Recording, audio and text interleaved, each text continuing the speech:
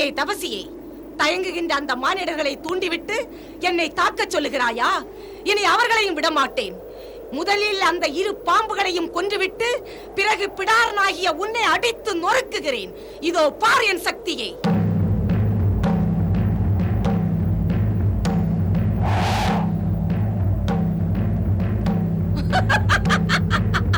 இதோ பார்.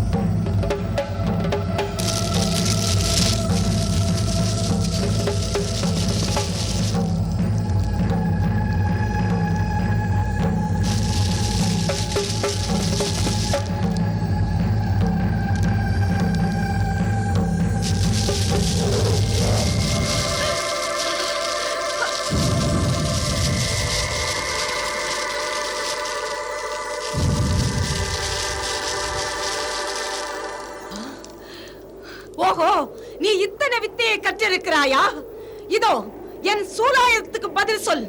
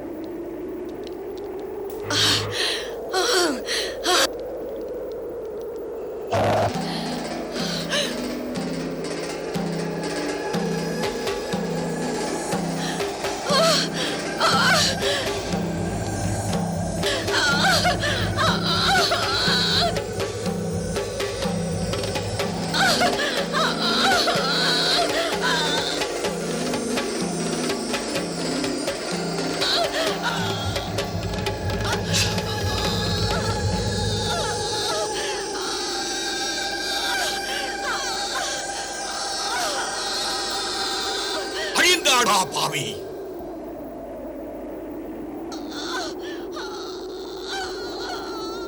ராமா, நல்லவர்கள் சொல்லும் புத்திமதிகள் தீயவர்கள் மனதில் தங்காமல் வெளியே போய்விடுவது போல் உன் அரிய பானமும் தாடகையின் உடலில் தங்காமல் வெளியே போய்விட்டது.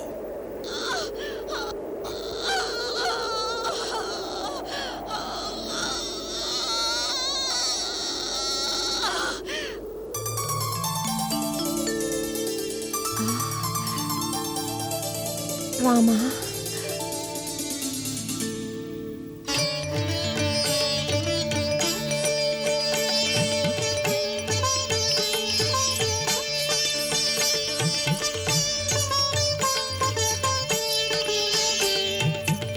பரந்தாமா, பாரில் தர்மத்தை நிலைநிறுத்த தோன்றியிருக்கும் ஸ்ரீராமா, தங்களால் என்னை இதுநாள் வரை வாட்டி வந்த சாபம் அகன்றது.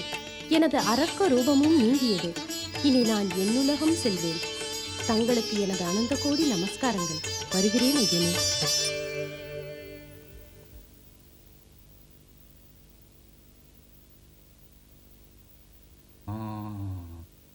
ஐயனே, என்ன இது? நாம் கொடிய அரக்கியான தாடகையைத்தானே வதைத்தோம்? அவள் உடலில் இருந்து ஒரு அழகிய பெண் தோன்றி மறைந்து விட்டாளே, அவள் யார்? ராமா, அவள் வேறு யாரும் அல்ல, அவள்தான் உண்மையான தாடகை. என்ன, உண்மையான தாடகையா? ஆமாம் ராமா, நெடுங்காலத்துக்கு முன் சுகேது என்ற எச்சன் வாழ்ந்து வந்தான். நல்லவனான அவனுக்கு பிள்ளைகள் இல்லாததால் பிரம்மாவை நோக்கி தவம் செய்து அவர் அருளால் 1000 யானை பலம் கொண்ட தாடகையை பெற்றான். தன் மகள் பருவமடைந்ததும் சுந்தன் என்ற யட்சனுக்கு அவளை திருமணம் செய்து வைத்தான்.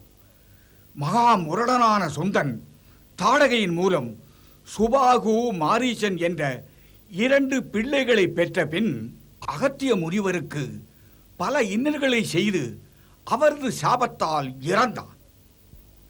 தாடகை தன் கணவன் மீது கொண்ட அன்பால் அவனை கொன்ற அகத்தியர் மீது கோபம் கொண்டு தன் பிள்ளைகளுடன் சேர்ந்து அவருக்கு பல தொல்லைகள் கொடுத்தாள். அதனால் அகத்திய முனிவர் கோபம் கொண்டு மூவரையும் அரக்கர்களாக போவீர்கள் என்று சபித்தார். அத்துடன் உன்னம்பால் அடிபட்டு அவர்கள் சாப விமோசனம் பெற்று தன்னுலகம் போவார்கள் என்றும் அருளினார். அதன்படி இப்போது தாடகை சாப விமோசனம் பெற்று எச்சலோகத்துக்கு சென்று விட்டாள். அவள் குழந்தைகளும் வெகு சீக்கிரம் உன்னை சந்திப்பார்கள். வாருங்கள்.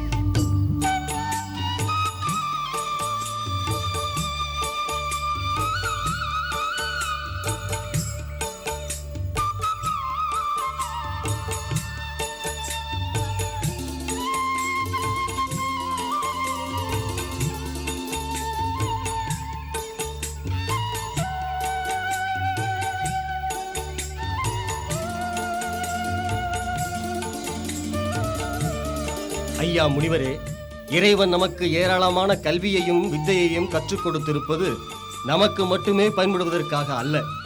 ஒன்று, நமக்கு எப்பொழுது தேவைப்படுகிறதோ அப்பொழுது நம் அறிவு எனும் பெட்டியை திறந்தெடுத்து இந்த உலகிற்கும் பயன்படுத்துவதற்காகத்தான். இன்னொன்று, விவேகமும் ஞானமும் பக்தியும் கொண்ட சீடர்கள் வாய்த்தால் அவர்களுக்கு உபதேசிப்பதற்காகத்தான். அதனால்தான் நான் அத்தகைய உத்தமமான சீடர்கள் யாராவது கிடைப்பார்களா என்று தேடிக்கொண்டிருக்கிறேன். முனிவரே, உமக்கு வித்தைகளை கொடுத்த இறைவனே அத்தகைய சீடர்களையும் அனுப்புவார்.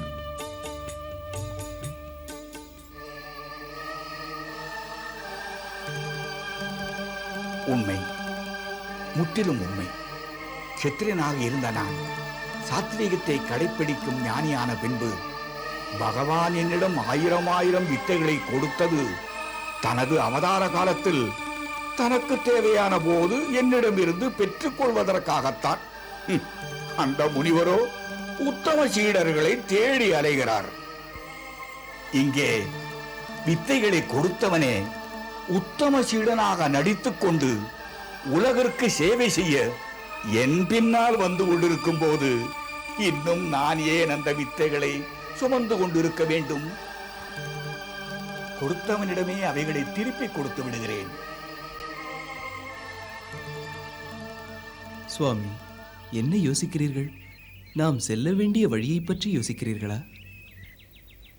இல்லை, சரியான வழியில் தான் வந்து கொண்டிருக்கிறோம்.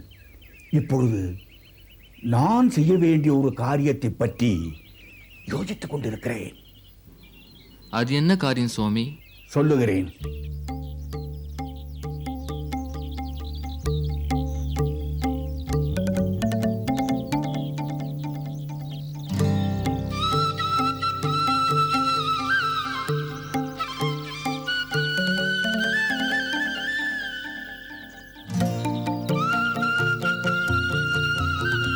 ராமா, நான் என் தபோபலத்தால் தண்ட சக்கரம், கால சக்கரம், தர்ம சக்கரம், விஷ்ணு சக்கரம்,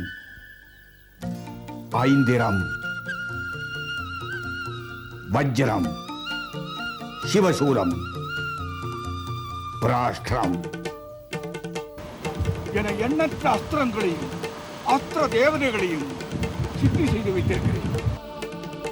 அவைகளை உபயோகிப்பது, திரும்ப பெறுவது ஆகிய மந்திரங்களையும் என் யோக சக்தியால் உனக்கு வழங்குகிறேன்.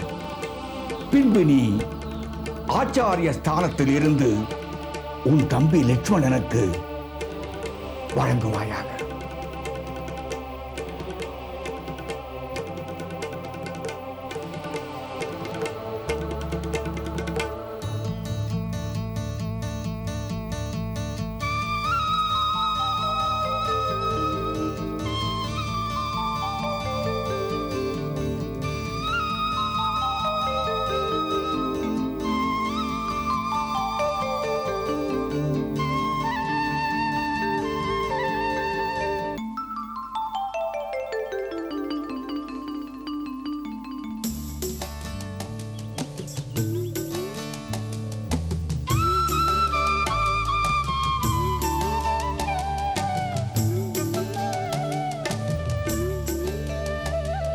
ராமா,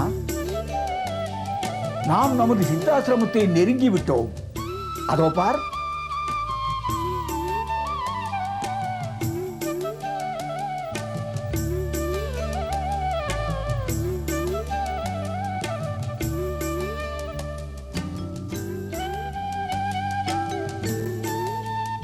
பாருங்கள்.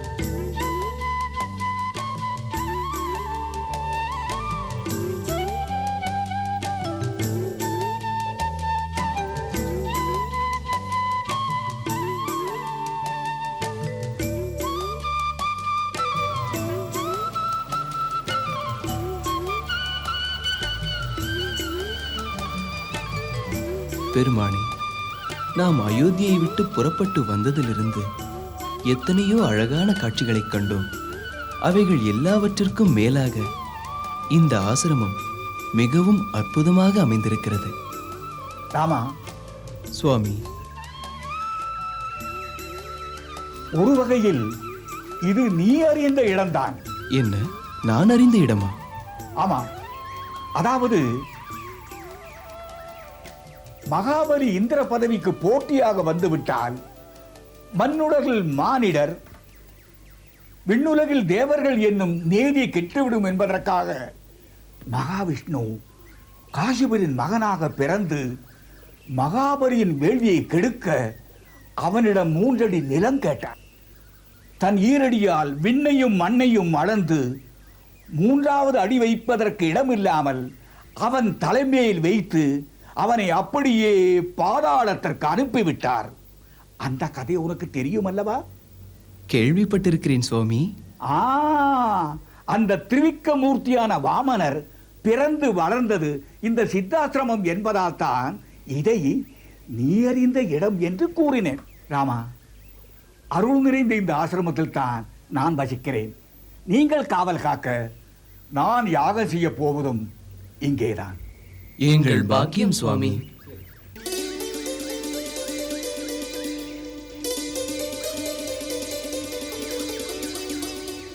கௌசிக மகரிஷிக்கு எங்களின் நமஸ்காரங்கள். தங்கள் வரவுக்காகத்தான் வெகு நாட்களாக காத்திருந்தோம். என் இனிய நண்பர்களே, வாருங்கள். ராமா, லட்சுமணா, இவர்கள் தங்கள் நலத்தை எல்லாம் துறந்து உலக க்ஷேமத்திற்காக தவம் செய்யும் உத்தமர்கள். தங்கள் நண்பர்கள் அல்லவா? ஐயன் மேல் தங்கள் புண்ணிய திருவடிகளுக்கு அடியேனின் நமஸ்காரங்கள். நீடூழி வாழ்க. முனி சிரேஷ்டர்களே, இவர்கள் அயோத்தி மன்னன் தசரதனின் புதல்வர்கள். பெயர் ராமன், தம்பி லட்சுமணன். இருவருமே சிறந்த வில்லாளிகள். நாம் செய்யப்போகும் யாகத்தை காக்க அழைத்து வந்தேன். அறத்தை நிலைநிறுத்த அவதரித்திருக்கும் இந்த அரசகுமாரர்கள் வரும் வழியில் நமது யாகத்திற்கு இடையூறு செய்து கொண்டிருந்த அரக்கியான தாடகையை வதம் செய்துவிட்டு வந்திருக்கிறார்கள். அப்படியா? தாடகையின் வதத்தால் இனி இந்த தரணியில் தர்ம நெறிகள் தழைத்தோங்கும் என்பதில் எந்தவிதமான ஐயமும் இல்லை. நாளையே நமது வேள்வியை தொடங்குவோம். அதற்கு வேண்டிய சமித்துகளை சேகரம் செய்து கொண்டு வாருங்கள். இதோ இப்பொழுதே புறப்படுகிறோம்.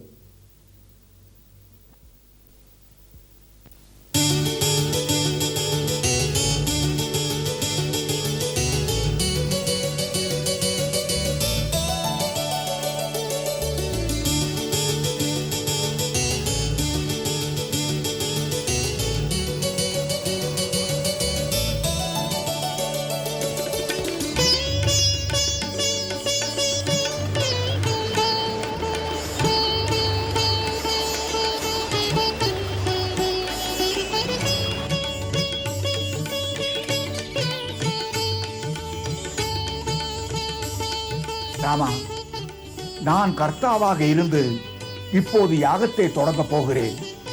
யாகம் முடியும் வரை நான் நிஷ்டையில் இருக்க வேண்டும். எனவே நீங்கள் மிக மிக எச்சரிக்கையாக இருக்க வேண்டும்.